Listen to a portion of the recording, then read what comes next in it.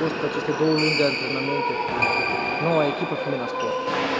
Au fost 2 luni foarte intensive.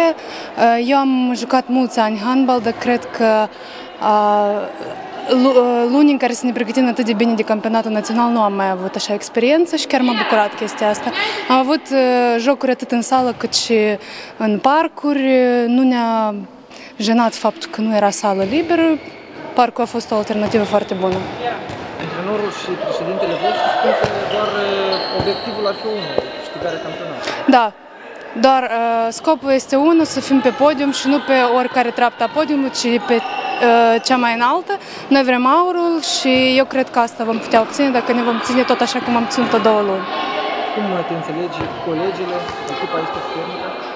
Echipa este una cu mult potențial și dacă vom exploata acest potențial, la sigur vom câștiga. Mă înțeleg foarte bine cu echipa. Eu sunt, de fapt, unica din puținele noi din echipă, însă noi am jucat anterior într-o echipă și așa că bariere de comunicare chiar nu sunt.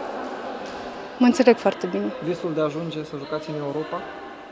Da, fetele visează la asta, eu la fel și cred că dacă vom depune foarte mult efort, vom reuși.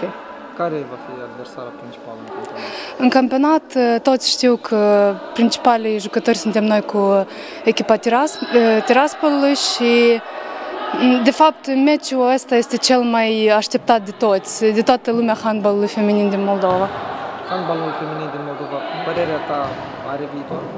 Eu cred că dacă noi, cei care suntem acum, vom crede în asta, eu cred că are viitor și dacă se vor forma echipe noi, cu antrenori care ies din generațiile trecute, eu cred că da, trebuie să credem în asta.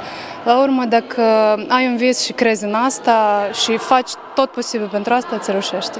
Antrenorul și președintele și antrenoarea a spus că fetele sunt cuminți ascultătoare. Da, așa este. Da, sunt cuminți, sunt ascultătoare pentru că probabil cel mai mult își doresc să câștige adversarea noastră principală. Eu nu spun că totul este perfect, însă spre asta tindem.